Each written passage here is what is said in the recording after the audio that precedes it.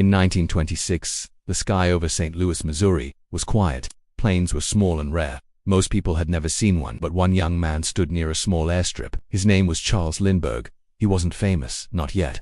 Lindbergh climbed into a tiny plane carrying only one thing: mail. No seats for passengers, no safety belts, just bags of letters and packages. He flew from St. Louis to Chicago. The engine was loud. The ride was rough, but he made it. This flight wasn't in the news. No one clapped or cheered, but something important happened that day. The Robertson Aircraft Corporation, a small company in Missouri, had made history. They had just started the first U.S. airmail route. The U.S. government watched. Other companies watched too. There was money in the skies, but it was risky. Planes crashed often. Pilots died young. Still, people had big dreams. Could mail delivery turn into something more? Could people fly to? No one knew. But the engines had started. The first step had been taken, and America was ready to look up. Something was rising. Not just planes, but an entire future. After Lindbergh's flight, other companies took notice. If a small mail plane could fly safely, maybe something bigger was possible. In Texas, a new company formed. It was called American Airways. In Georgia, another airline grew, later known as Delta, up north. Pan American Airways started planning routes outside the U.S. The race was on. These companies didn't wait. They bought more planes. They hired brave young pilots. They planned new routes across the country. From Dallas to Chicago, from Atlanta to New York. They pushed the limits, but it wasn't easy. The skies were wild. Weather reports were weak. Pilots flew blind in storms. Radios didn't always work. Sometimes planes vanished. No one knew why. Still, these airlines didn't stop. The U.S. Post Office paid them to deliver mail fast, and they did. Every flight brought more confidence. Every route opened more doors. In boardrooms, businessmen asked a bold question. What if we don't just fly mail? What if we fly people? It was risky. Planes were small. Passengers were scared. But someone had to try. The U.S. sky was no longer empty. The airline war had started. Airlines wanted to fly people, but people weren't ready. In the 1930s, flying was seen as dangerous. Planes shook in the wind. Engines failed. Accidents happened. News stories showed wreckage, not success. Families were scared to step on board.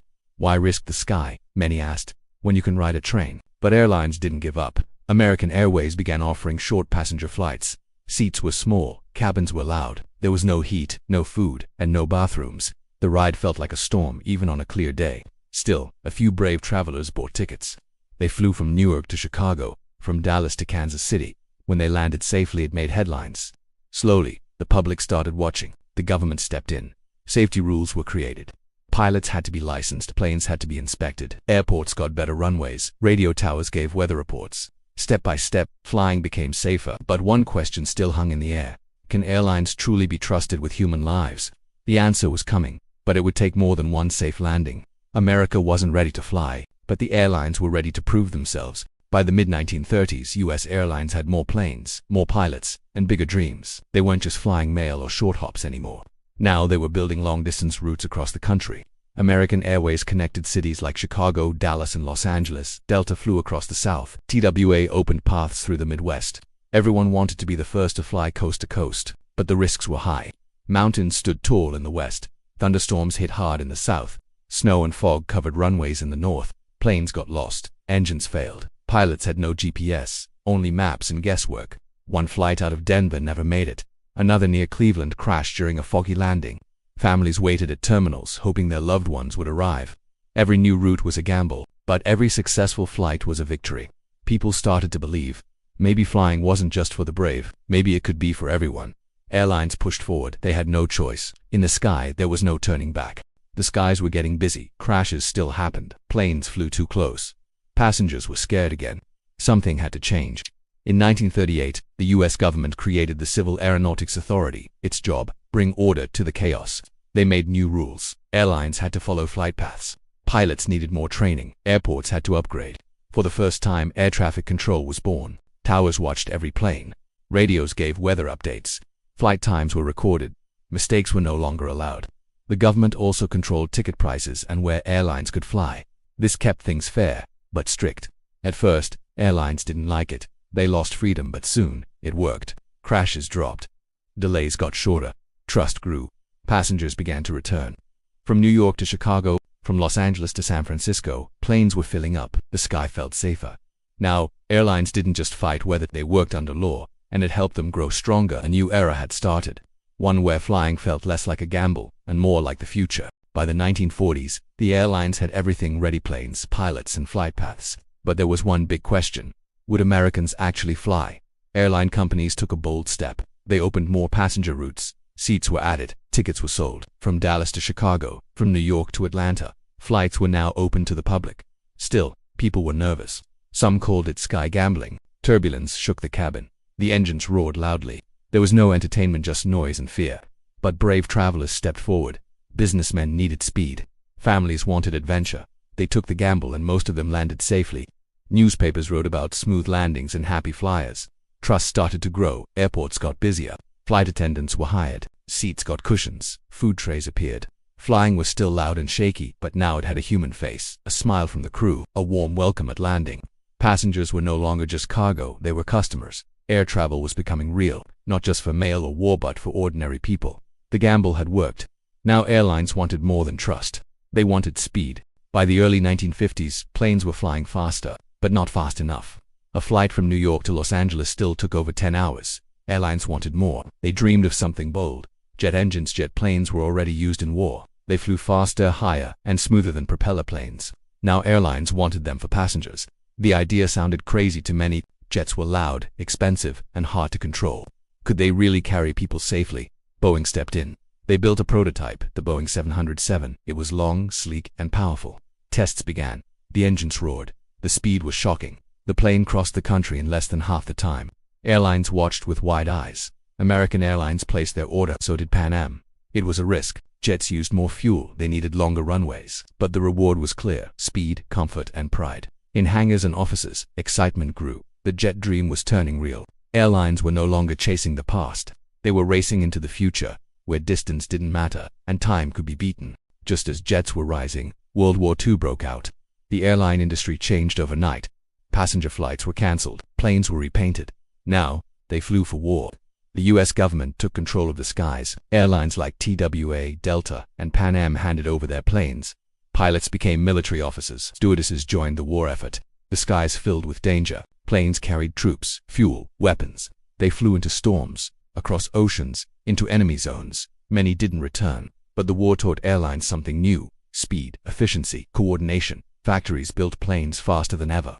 Airports were expanded, radar systems improved, pilots were trained by the thousands. By 1945, US airlines had gained something valuable: experience. When the war ended, the skies were free again. But now, the industry was different. Planes were stronger, pilots were sharper, routes were mapped across the globe.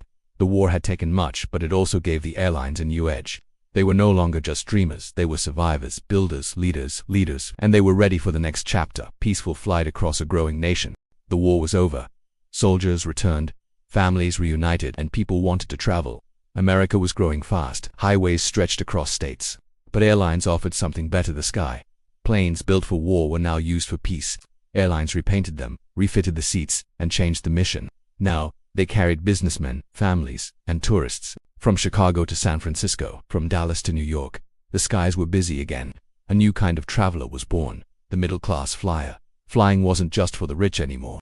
Airline companies expanded quickly: more planes, more routes, more airports, but it wasn't easy. Weather delays, high fuel costs, and the memories of wartime crashes still haunted people. So airlines focused on trust. They trained pilots better, made cabins safer, added radios and weather tools, and it worked. People started booking flights without fear. By the 1950s, airlines were becoming part of everyday life. Vacations, business meetings, even honeymoons began in airports. The American sky was no longer a mystery. It was a highway above the clouds, and the journey was just getting started. In 1958, something big happened. The jet age took off. Before this, planes had propellers. They were slow and noisy, but now jets were here: fast, smooth, powerful. Pan Am launched the first US jet flight, New York to Paris, in under 8 hours. People were shocked. The future had arrived. Other airlines raced to follow. American, United, TWA, Delta, they all ordered new jet planes. These planes changed everything. They flew higher, faster, and farther. You could cross the country in hours, not days. Airports had to grow. Runways got longer. New terminals were built. Inside, things got fancy. Stewardesses wore stylish uniforms. Meals were served hot. People dressed up just to fly. It felt like flying in a dream, but it came with pressure. Fuel costs rose. Air traffic increased. Training had to keep up with speed. Still, people loved it. Celebrities flew. Families flew. Flying became part of American life. By the 1960s, jets ruled the skies. The US had become the global leader in air travel, and the sky wasn't the limit anymore. It was just the beginning. By the 1970s, flying was normal, but behind the scenes problems grew. Fuel prices soared, airlines struggled to pay, ticket prices went up, fewer people could afford to fly. Then came hijackings, planes were taken over mid-air, passengers feared for their lives, security was weak, airports had no metal detectors, terrorists took advantage. The government had to act fast. They started checking bags, added guards and rules. Flying was no longer simple. Now, it came with stress. Air traffic control was another issue. Too many planes, too few systems, controllers were overworked. Mistakes happened, crashes made headlines. Airlines also fought each other. Too much competition, too many routes, some airlines failed. In 1978, the US made a big move. Deregulation. Airlines could now set their own prices. Fly where they wanted. It was a free market. Some grew fast, others went bankrupt. Passengers liked cheaper flights, but safety, service, and jobs were at risk. The golden age of flying was changing. The sky was still open, but it wasn't always smooth. In the 1980s and 1990s, a new idea took off: budget airlines. Cheap tickets, no frills, just fast, simple travel. Southwest Airlines led the way. One type of plane, no assigned seats, no fancy meals, but the flights were on time, and the price was low. Passengers loved it. Why pay more for peanuts and a smile? Other airlines followed. JetBlue, Spirit, Frontier, all offered cheap flights. They skipped extras to save money. Checked bags cost more. Snacks were extra. Seats were smaller. But people didn't care. They just wanted to fly. Big airlines felt the pressure. They had to change too. They copied budget ideas. They added fees, cut free meals, tightened seats. Flying became a business game. It was about numbers, not comfort. But budget airlines opened doors. Now almost anyone could fly. College students, young families, even weekend travelers. Air travel was no longer just for the rich. It was for everyone. The sky had become a highway, busy, crowded, but still full of dreams. September 11, 2001. Changed everything. 4 planes were hijacked. Thousands of lives were lost. The world watched in horror. Air travel would never be the same. Airports shut down. Flights were cancelled. People were scared to fly. Security had failed. The US government responded fast. They created the TSA, Transportation Security Administration. Now everyone had to pass security checks. Shoes off. Bags scanned. Liquids limited. Rules were strict. Airlines added cockpit doors that locked. No more visitors up front. Pilots trained for emergencies. Air marshals flew in secret.